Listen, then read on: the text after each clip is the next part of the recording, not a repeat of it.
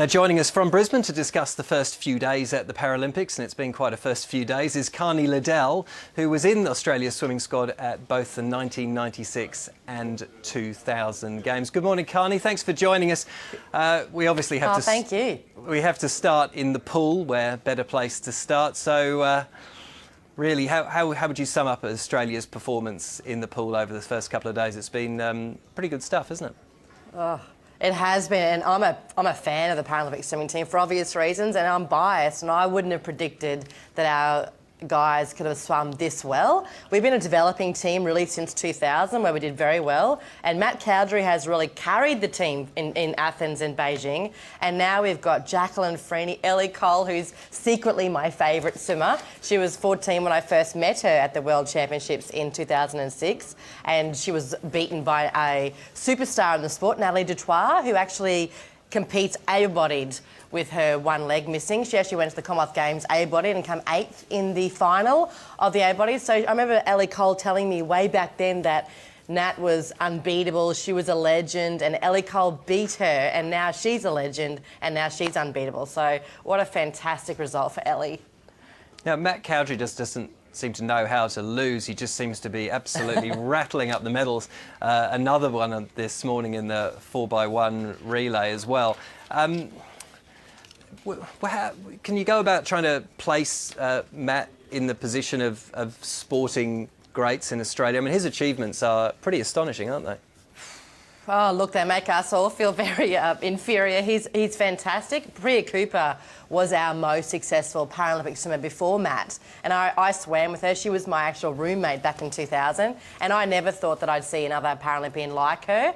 He's destined to become our best ever. He's our best ever swimmer, but Tim Sullivan's our most decorated Paralympic athlete with 10 gold. Matt could do it, but I also want to get back to not just gold medals. This morning, I hope you all saw Grant Patterson. He called himself Grant Scooter Patterson because he used a little bike to get around because he's a little person, and he's quite disabled in terms of he's in a very low classification. He came 6th, and he was stoked with that result because he said the whole time I was racing against this Taiwanese who came 7th. And he said, oh, well, I'll have to do better in Rio. And the smile, and he thanked his coach, and he thanked his family, and he came 6th. So we can all learn a lot from that. That was one of the greatest moments so far for me at the Paralympic Games. And while we're talking non-gold medals, Madison Elliott's performance as just a 13-year-old to be winning a couple of medals at the Paralympic. I mean, that's pretty... I mean, I know you broke a world record, I think, didn't you, when you were about 14, but this must still... It's a pretty stunning performance, isn't it? Oh, and it was so cute. She's so little and also just so excited to be even in front of that crowd. I'm sure that she didn't think she'd be able to win a medal at her first Games as a 13-year-old girl. And I'd love to tell her that bronze medals look gold in certain lights because I know, because I'm a bronze medalist. But it makes me feel very old. And that's why I retired at 25, because the kids are. They're the best in the pool. We saw it at the Olympics, and the kids are doing so well. And Matt Cowdery is just such a good role model for those kids on how to lose, how to win, how to be a great speaker and a role model. Oh, I'm just having so much fun watching it. And just before we leave the pool, and it is good fun watching it, isn't it? Because it's great competition. It's well, we're winning, right? Well, absolutely. Well, yes, absolutely.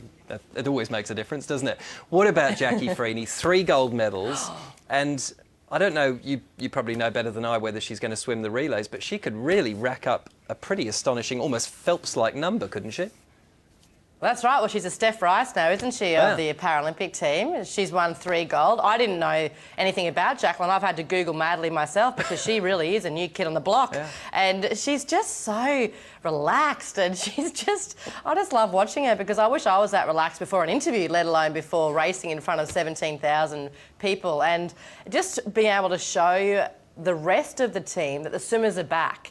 And I like that because we haven't done so well for quite some time now, and we're really showing the rest of the world and the rest of the team that the swimming team is a force to be reckoned with. But of course the athletics team with Kelly Cartwright, the glamour girl, winning the gold medal in the long jump last night, certainly showed us all that she can handle the pressure, and she's had a lot of pressure going into this meet as the face of the team. Well, she looked very much like the way that Jessica Ennis handled things for Great Britain as almost the face of the athletics team over there coming into that Games. But Kelly really has been plastered over everything as far as Australia, and she just looked very comfortable out there, didn't she?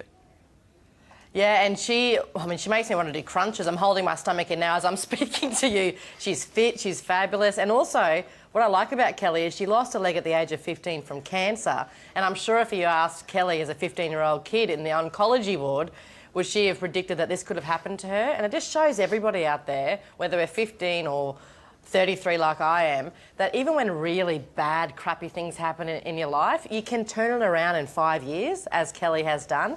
And she's also coached by Tim Matthews, who was one of our best ever Paralympians. And just watching her cry, and I just love how Paralympians always thank their coaches. I don't know if you've noticed that. They always thank their families and they always thank their coaches. And I love that about the Paralympics.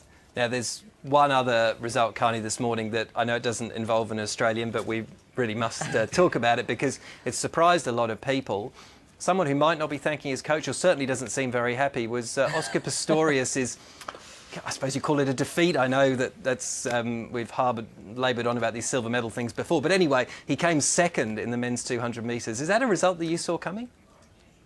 Definitely not. And also what I like about it is that he did get beaten. I know it sounds terrible, but it shows how competitive Paralympic sport is.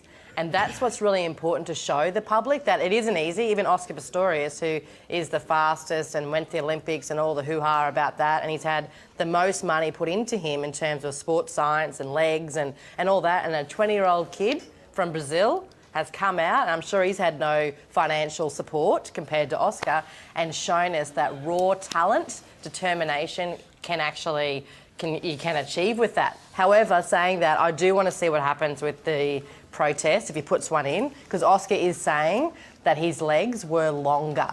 So if that's the case, I take it all back, because in this sport of Paralympics, that classification is a problem. Certainly. There are many times that we get beaten by people in the wrong classification, and I did it myself. I was beaten by a cheat, and it's heartbreaking. So I will take it all back if Oscar was beaten unfairly.